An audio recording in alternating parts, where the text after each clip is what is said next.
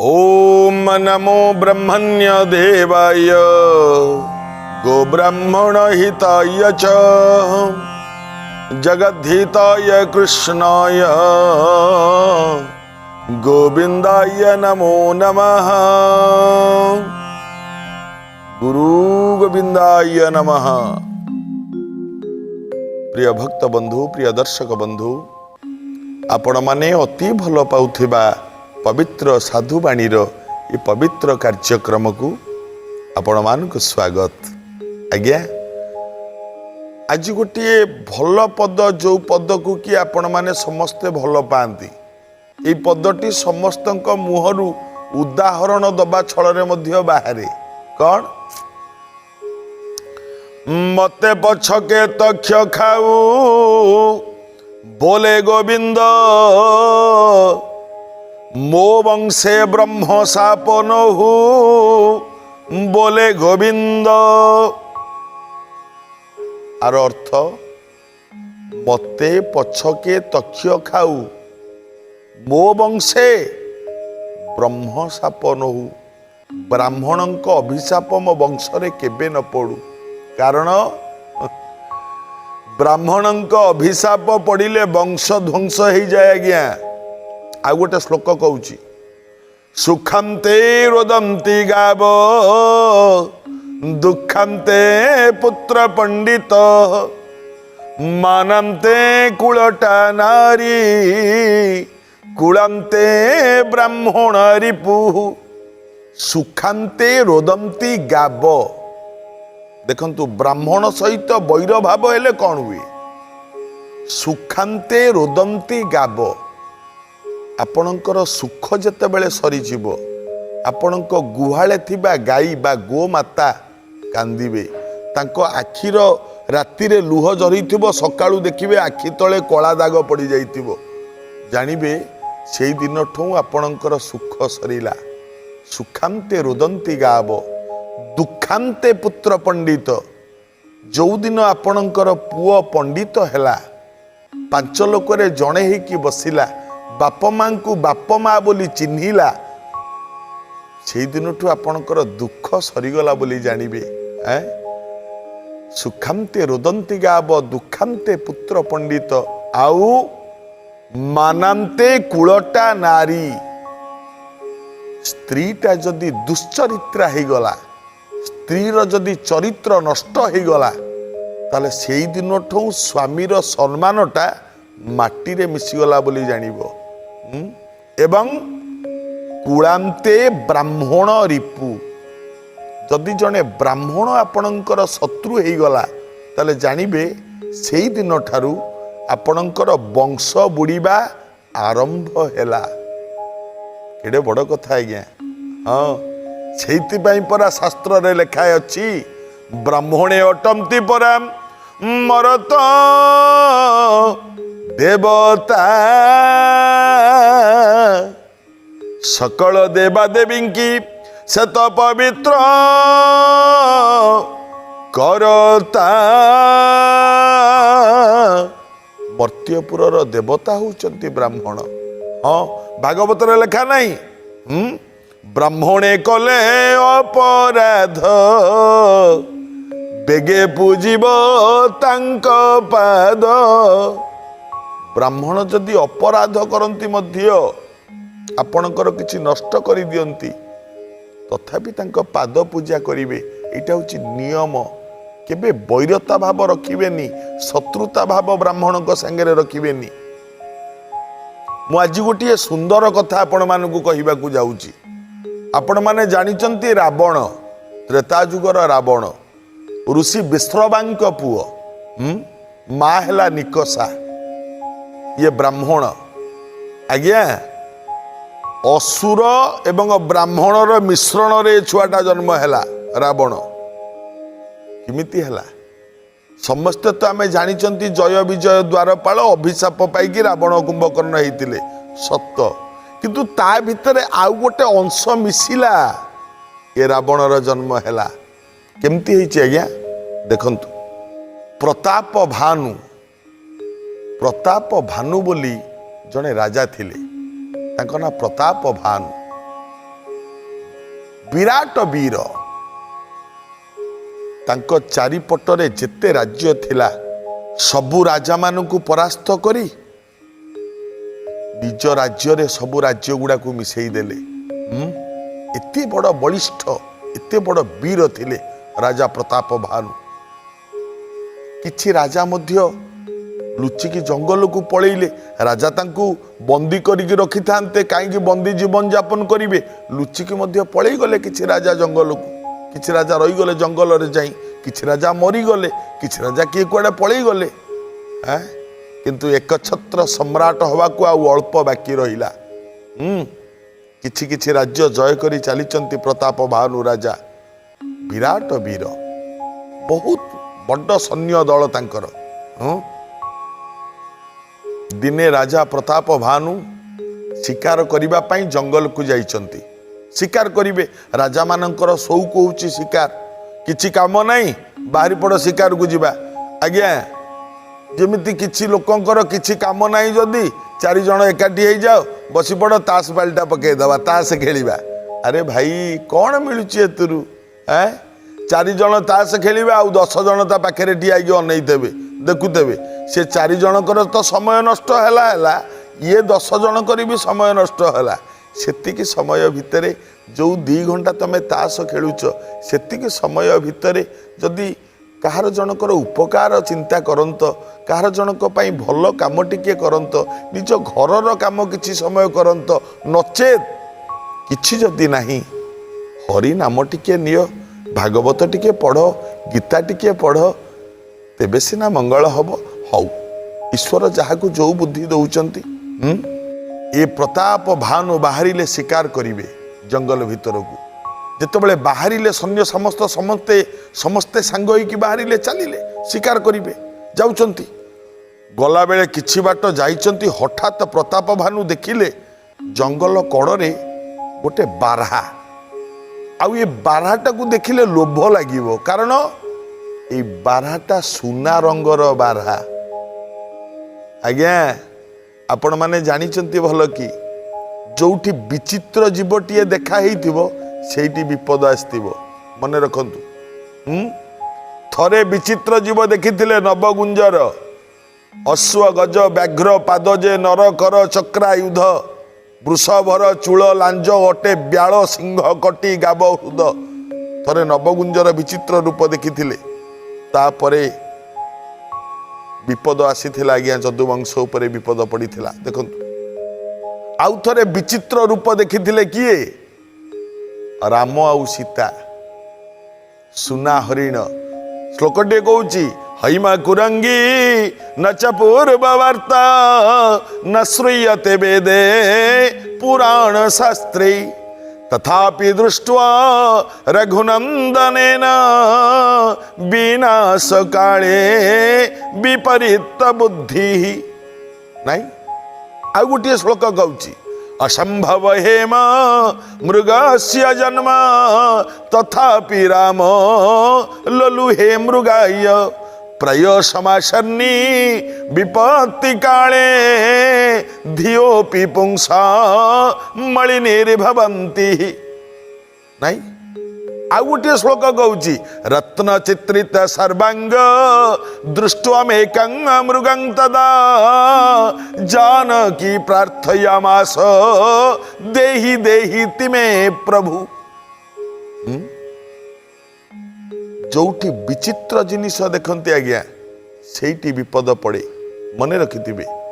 राजा अनेई देले राजा प्रताप भानु गोटे विचित्र दृश्य आरे सुना रंगर बारहा पुणी एडे सुंदर देखा पड़ुची। राजा सैन्य सामंत को कहले चलो ता पछरे समस्ते गोड़ेइले। राजा निजे धनुषर धरिकी पछे पछे गोड़ेइचंती। ये सुना रंगर बारहाटा इति जोरे दौड़िला राजा ता पछे पछे जोरे अश्व झपटेइचंती जोरे दौड़िचंती। राजा एमती जोरे दौड़िबा बेले सैन्य सामंत सब अनेक दूर रे पछरे रही गले। राजा को एकड़ सेकड़ जंगल भितर ए रास्ता से रास्ता रे ये बारहा दौड़ी दौड़ी दौड़ी दौड़ी नहीं चली। राजा मध्य चली पछे पछे घोड़ा छुटे चली। अनेक दूर जीवा परे ए बारहा घोर जंगल जोठी पड़िला ସେଇଟିଏ ବାରାଟି ଆଖି ଆଗରୁ ଅଦୃଶ୍ୟ ହେଇଗଲା। ରାଜା ଆଉ ପାଇଲେନି। କିନ୍ତୁ ଇଆଡ଼େ କ୍ଷୁଧା ତୃଷା, ଭୋକ ଜୋରେ ହେଲାଣି, ଶୋଷ ଜୋରେ ହେଲାଣି, କିଛି ନାହିଁ ନା, କ'ଣ କରିବେ? ହଠାତ୍ ଦେଖିଲେ ଗୋଟିଏ ଋଷିଙ୍କର ଆଶ୍ରମ। ଏ ବାରହା ଗଲା କୁଆଡ଼େ? ଏ ଋଷି କିଏ? ଏ ଋଷି ଜଣେ ଛଦ୍ମବେଶୀ ଋଷି। ଏ ଋଷି କିଏ? ଆଉ ଏ ବାରହା କିଏ? ଏ ବାରହା କାହିଁକି ସୁନା ରଙ୍ଗର ହେଇଥିଲା? କାରଣ କ'ଣ? ଏ ପ୍ରତାପ ଭାନୁଙ୍କ ସହିତ ରାବଣର ସମ୍ପର୍କ କ'ଣ? ପ୍ରିୟ ଦର୍ଶକ ବନ୍ଧୁ, ପ୍ରିୟ ଭକ୍ତ ବନ୍ଧୁ, ଦେଖନ୍ତୁ କେଡ଼େ ସୁନ୍ଦର କଥା। ବାରହା ତ ଆଖିରୁ ଅଦୃଶ୍ୟ ହେଇଗଲା। ରାଜା ଅନେଇଲେ, ପାଖରେ ଗୋଟିଏ ଆଶ୍ରମ। ଯେତେବେଳେ ଆଶ୍ରମକୁ ଚାଲିଗଲେ, ଭୋକ ହେଉଛି, ଏଣେ ଶୋଷ ହେଉଛି ନା, ଆଶ୍ରମକୁ ଚାଲିଗଲେ, ଅନେଇଲେ, ଜଣେ ବାବାଜୀ ବସିଛନ୍ତି। ଏ ବାବାଜୀଟି ଛଦ୍ମବେଶୀ ବାବାଜୀ। ଏ ବାବାଜୀ କିଏ ଜାଣିଛନ୍ତି? ରାଜା ଯେତେ ରାଜ୍ୟ ଜୟ କରିଛନ୍ତି ତାଙ୍କ ଭିତରୁ ପରାସ୍ତ ହେଇଥିବା ଜଣେ ରାଜା। ଇଏ ମନେ ମନେ ରାଜା ପ୍ରତାପ ଭାନୁଙ୍କର ପ୍ରତିଶୋଧ କେମିତି ନେବ ଚିନ୍ତା କରୁଛି। ମୋ ବଂଶ ବୁଡ଼ି ଯାଇଛି, ମୋ ପୁଅ ମରିଛି, ମୋର ଭାଇ ମରିଛି, ସମସ୍ତେ ମରିଛନ୍ତି ଯୁଦ୍ଧରେ। ପ୍ରତାପ ଭାନୁ ସମସ୍ତଙ୍କୁ ମାରିଛି, ମୁଁ ତା ବଂଶ ବୁଡ଼େଇ ଦେବି। ଏଇ ଚିନ୍ତା କରି ଜଙ୍ଗଲରେ ଛଦ୍ମବେଶ ସନ୍ନ୍ୟାସୀ ରୂପରେ ଅଛି। ଏବଂ ତାକୁ ସାଙ୍ଗ ହେଉଛି କିଏ? ତାର ଗୋଟେ ସାଙ୍ଗ, ଗୋଟେ ମାୟାବୀ ଅସୁର, ତା ନାଁ ହେଉଛି କାଳକେତୁ। ଯେଉଁ କାଳକେତୁ ସୁନାର ବାରହା ରୂପ ଧରି ରାଜାଙ୍କୁ ନେଇଯାଇଥିଲା ଆଶ୍ରମ ପର୍ଯ୍ୟନ୍ତ। ଦେଖନ୍ତୁ, ଇଏ ହେଲା ସେଇ କାଳକେତୁ, ବାରହା ରୂପ ଧରିଥିଲା। ରାଜା ପହଞ୍ଚିଗଲେ, ବାବାଜୀ ବସିଛନ୍ତି। ଇଏ ତ ରାଜା, ଇଏ ତ ବୀର, ହେଲେ ମଧ୍ୟ ଧର୍ମ ଭାବନା ଅଛି ମୁଣ୍ଡରେ। ପ୍ରଣାମ କଲେ। ଆଜ୍ଞା ପ୍ରଣାମ। ଆୟୁଷ୍ମାନ ଭବ, ସାଧୁ କହିଲେ। ମୁଁ ଜାଣିଛି ରାଜା, ତମକୁ ଗୋଟିଏ ବାରହା ଏତେ ବାଟ ପର୍ଯ୍ୟନ୍ତ ନେଇ ଆସିଲା। ରାଜା ଆଶ୍ଚର୍ଯ୍ୟ ହେଇଗଲେ। ଆପଣ କେମିତି ଜାଣିଲେ? ମୁଁ ସବୁ ଜାଣେ। ତମ ନାଁ ପ୍ରତାପ ଭାନୁ ନା? ରାଜା ଆହୁରି ଆଶ୍ଚର୍ଯ୍ୟ ହେଇଗଲେ। ହଁ ଆଜ୍ଞା। ଆପଣ କେମିତି ଜାଣିଲେ? କହିଲେ, କହିଲି ନା ମୁଁ ସବୁ ଜାଣେ ବୋଲି। ତମେ ଅନେକ ରାଜ୍ୟ ଜୟ କରିଛ ନା? କହିଲେ, ହଁ ଆଜ୍ଞା। ତମେ ବିରାଟ ବୀର, ବହୁତ ବଡ଼ ସୈନ୍ୟବାହିନୀ ତମର ଅଛନ୍ତି ନା? ଆଜ୍ଞା ହଁ। ରାଜାଙ୍କର ବିଶ୍ୱାସ ଆସିଗଲା। ଆଜ୍ଞା, ଯେକୌଣସି ପଣ୍ଡିତ ଜ୍ୟୋତିଷ ପାଖକୁ ଆପଣ ଯିବେ, ସିଏ ଯଦି ପଛ କଥା କିଛି ଆପଣଙ୍କର ସତ କହିଦେଲା ନା, ଆପଣ ତା ଗୋଡ଼ ତଳେ ପଡ଼ିଯିବେ। ପଛ କଥା ସତ କହୁଛି ମାନେ ଆଗିଲା କଥା ସବୁ ସତ ହବ, କିନ୍ତୁ ଆଗିଲା କଥା ଗୁଡ଼ା ସବୁ ମିଛ ହବ। ପଛ କଥା ସବୁ ସତ ହେଇଯିବ, ଆଗିଲା କଥାରୁ କିଛିଟା ଯଦି ସତ ହବ ହବ, ନହେଲେ ସବୁ ମିଛ ହେଇଯିବ। କାହିଁକି କହିଲେ? ମୋ ଆଗଟା କ'ଣ ମୁଁ ନିଜେ ବି ଜାଣିନି, କହିବି କ'ଣ? କେହି ନିଜର ଭବିଷ୍ୟତ ଜାଣିନାହାନ୍ତି। ସତ ଆଜ୍ଞା। ଏଇଠି ବସି ଥାଉଁ ଥାଉଁ କଥା ହୁଁ ହୁଁ କିଏ କେତେବେଳେ ଗଡ଼ି ପଡ଼ିବ କେହି କହିପାରିବେନି। ସତ। ତେବେ ଏ ରାଜା ପଡ଼ିଗଲେ ଲମ୍ତମ୍ କି ସାଧୁଙ୍କର ପାଦ ତଳେ। କହିଲେ, ମହାରାଜ ଆପଣ ସତରେ ତ୍ରିକାଳଦର୍ଶୀ? ସାଧୁ କହିଲେ, ନାଇଁ ବାବା, ସେ କଥା ନୁହଁ। କୁହ, ଏତେ ବାଟରୁ ତମେ ଦୌଡ଼ିକି ଆସିଛ ନା? ଆଜି ଏତେ ଦିନ ପରେ ମୋ ପାଦ ପଡ଼ିଛି, ଆଗଟି କିଛି ଖାଅ, ଭୋଜନ କର, କିଛି ପାଣି ପିଅ। କିଛି ଖିଆପିଆ ସରିବା ପରେ ରାଜା କହିଲେ, ହେ ମହାତ୍ମା, ମୁଁ ଆପଣଙ୍କର ଶିଷ୍ୟତ୍ୱ ଗ୍ରହଣ କରିବି, ଆପଣ ମୋର ଗୁରୁ ହୁଅନ୍ତୁ। ଠିକ୍ ଅଛି, ତମେ ଶିଷ୍ୟ ହବ, ମୁଁ ତମ ଭକ୍ତିରେ ସନ୍ତୁଷ୍ଟ। ସାଧୁ ପଚାରିଲେ, କ'ଣ ବର ମାଗୁଛ ମାଗ, ମୁଁ ଦେବି। ଆଉ ଯାହା ବର ମାଗିବ ମୁଁ ନିଶ୍ଚିତ ଦେବି, ନିଶ୍ଚିତ ଫଳପ୍ରଦ ହବ। କୁହ କ'ଣ ଦରକାର? ରାଜା କହିଲେ, ମୋ ହୃଦୟରେ ଗୋଟିଏ ମାତ୍ର ଅଭିଳାଷ। ନା କ'ଣ? ଆମ ଆଖପାଖରେ ଯେତିକି ରାଜ୍ୟ, ସବୁ ରାଜ୍ୟ ମୁଁ ଜୟ କରି ସାରିଲିଣି, କିନ୍ତୁ ମୁଁ ଚାହୁଁଛି ଏ ପୃଥିବୀର ଏକଛତ୍ର ସମ୍ରାଟ ହେବା ପାଇଁ। ଦୟାକରି ମୋତେ ଆପଣ ସେତିକି କରେଇ ଦିଅନ୍ତୁ, ମୋର ଆଉ କିଛି ଦରକାର ନାହିଁ। ସାଧୁ କହିଲେ, ଏଇ କଥା? ନିଶ୍ଚିତ ତମେ ଏକଛତ୍ର ସମ୍ରାଟ ହବ। ରାଜାଙ୍କ ମନକୁ ଆହୁରି ଆନନ୍ଦ ଦେଲା ଏ କଥା, କାନକୁ ମଧ୍ୟ ଆନନ୍ଦ ଦେଲା। ରାଜା କହିଲେ, ସତରେ ଆଜ୍ଞା ମୁଁ ଏକଛତ୍ର ସମ୍ରାଟ ହେବି ସାରା ପୃଥିବୀର? ନା ହଁ, ତମେ ହବ, ମୁଁ କହୁଛି ତମେ ହବ। କିନ୍ତୁ ସାଧୁ କହିଲେ, ରାଜା କହିଲେ, କିନ୍ତୁ ତମକୁ ଗୋଟେ କାମ କରିବାକୁ ପଡ଼ିବ। ନା କ'ଣ? 10,000 ବ୍ରାହ୍ମଣଙ୍କୁ ତମେ ନିମନ୍ତ୍ରଣ କରିବ, ମୁଁ ନିଜେ ମଧ୍ୟ ଯିବି, ଏବଂ 10,000 ବ୍ରାହ୍ମଣଙ୍କୁ ତମେ ଭୋଜନ ଦବ। 10,000 ବ୍ରାହ୍ମଣ ଭୋଜନ ଦେଇ ସାରିବା ପରେ ତାପରେ ଯାଇକି ତମର ଅଭିଳାଷ ପୂର୍ଣ୍ଣ ହବ। ମନେ ରହିଲା? ରାଜା କହିଲେ ଇଏ ତ ସାମାନ୍ୟ କଥା, କେବେ କରିବା କହନ୍ତୁ, ମୁଁ ନିମନ୍ତ୍ରଣ କରିଦେଉଛି, ଆପଣ ତାରିଖ ଧାର୍ଯ୍ୟ କରନ୍ତୁ। ସାଧୁ କହିଲେ ଠିକ ଅଛି, ଅମୁକ ଏଇ ଦିନ ମୁଁ ପହଞ୍ଚୁଛି, ତମେ 10,000 ବ୍ରାହ୍ମଣଙ୍କୁ ନିମନ୍ତ୍ରଣ କରିଦିଅ। ରାଜା 10,000 ବ୍ରାହ୍ମଣଙ୍କୁ ନିମନ୍ତ୍ରଣ କଲେ। ରାଜା ନିମନ୍ତ୍ରଣ କରିଛନ୍ତି ଭୂରି ଭୋଜନ। ସେତେବେଳେ ଆଜ୍ଞା ମୃଗ ମାଂସର ପ୍ରଚଳନ ଥିଲା। ମୃଗ ମାଂସ, ଅନେକ ମୃଗ ମରାଗଲେ।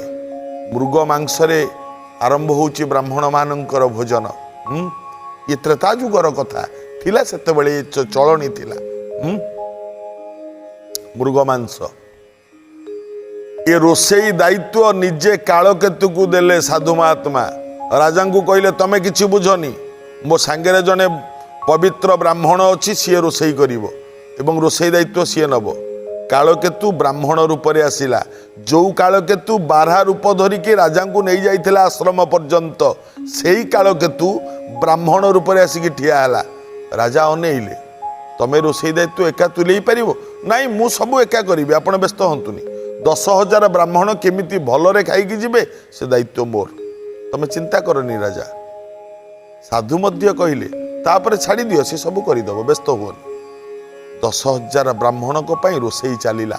ମୃଗ ମାଂସ ରୋଷେଇ ହେଉଛି। ଏ କାଳକେତୁ କଲା କ'ଣ? 10,000 ବ୍ରାହ୍ମଣଙ୍କ ଭିତରୁ ଜଣେ ବ୍ରାହ୍ମଣଙ୍କୁ ମାରିଦେଲା। ଦେଖନ୍ତୁ, ମାରିଦେଇ, କାହିଁକିନା ଇଏ ତ ବଂଶ କେମିତି ରାଜାର ବୁଡ଼େଇବ ନା, ଏଇ ଯୋଜନାରେ ଅଛି। ଜଣେ ବ୍ରାହ୍ମଣଙ୍କୁ ବଦ୍ଧ କରି ସେ ବ୍ରାହ୍ମଣଙ୍କୁ ମାରି ତା ମାଂସକୁ ଆଣିକି ମୃଗ ମାଂସ ସାଙ୍ଗରେ ମିଶେଇ ଦେଲା। ମଣିଷ ମାଂସ ମିଶେଇ ଦେଲା, ରୋଷେଇ କରିଦେଲା। ବ୍ରାହ୍ମଣ ମାନେ 10,000 ବ୍ରାହ୍ମଣ ବସିଗଲେ। ବସିଗଲା ପରେ ପତ୍ର ପଡ଼ିଗଲା, ସବୁ ଖାଦ୍ୟ ପଦାର୍ଥ ଲାଗିଗଲା, ମାଂସ ବଢ଼ା ହେଇଗଲା। ଯେତେବେଳେ ଭୋଜନ କରିବା ପାଇଁ ବ୍ରାହ୍ମଣ ମାନେ ଯାଆନ୍ତି, ହଠାତ୍ ଶୂନ୍ୟରୁ ଶବ୍ଦ ହେଲା। ଏ ଶୂନ୍ୟରୁ ଶବ୍ଦ କେହି କରିନାହାନ୍ତି ଆଜ୍ଞା, ନିଜେ କାଳକେତୁ ଶୂନ୍ୟରେ ଥାଇକି ଶବ୍ଦ କଲା, ସାବଧାନ ବ୍ରାହ୍ମଣ ମାନେ, ଏ ମାଂସ ଖାଓନି, କାରଣ ଏ ମାଂସ ମୃଗ ମାଂସ ସହିତ ମଣିଷ ମାଂସ ମିଶିଛି ଏ ମାଂସରେ, ଏ ମାଂସ ଖାଓନି। ଯେତେବେଳେ ଏତିକି ଶୁଣିଲେ 10,000 ବ୍ରାହ୍ମଣ ଏକା ବେଳକେ ଠିଆ ହେଇ ପଡ଼ିଲେ। ନିଜ ପତ୍ର ପାଖରୁ ଖାଇବା ଜାଗରୁ ଏକା ବେଳକେ ଠିଆ ହେଇ ପଡ଼ିଲେ। କ'ଣ ହେଲା? ରାଜନ, ରାଜା ହାତ ଯୋଡ଼ିକି ଠିଆ ହେଇଛନ୍ତି। ଆଜ୍ଞା, କ'ଣ କଲ ତମେ? 10,000 ବ୍ରାହ୍ମଣଙ୍କୁ ତମେ ମଣିଷ ମାଂସ ଖାଇବାକୁ ଦଉଛ? ମୃଗ ମାଂସ ସହିତ ମଣିଷ ମରା ହେଇକି ମିଶା ହେଇଛି ତା ମାଂସ। ରାଜା କହିଲେ ମୁଁ କିଛି ଜାଣିନି ଆଜ୍ଞା, ଏ ବାବଦରେ ମୁଁ କିଛି ବି କହିପାରିବିନି। ତମେ କହିପାରିବନି? ତମେ ଦାତା, ତମେ ଡାକିଛ, ଆମେ ଆସିଛୁ। କ'ଣ ଖାଦ୍ୟ ହେଉଛି, କ'ଣ କେମିତି ଖାଦ୍ୟ ଦିଆଯାଉଛି ତମେ ଦେଖିବନି, ଜାଣିବନି ତମେ? ଆମେ 10,000 ବ୍ରାହ୍ମଣଙ୍କର ଆଜି ସବୁ କିଛି ଚାଲି ଯାଇଥାନ୍ତା। ଅଭିଶାପ ଦଉଛୁ ଆମେ 10,000 ବ୍ରାହ୍ମଣ, ତମ ବଂଶ ବୁଡ଼ି ଯାଉ, ତମ ବଂଶ ଲୋପ ପାଇଯାଉ, ତମ ବଂଶ ଧ୍ୱଂସ ହେଇଯାଉ, ତମ ବଂଶ ବୁଡ଼ି ଯାଉ।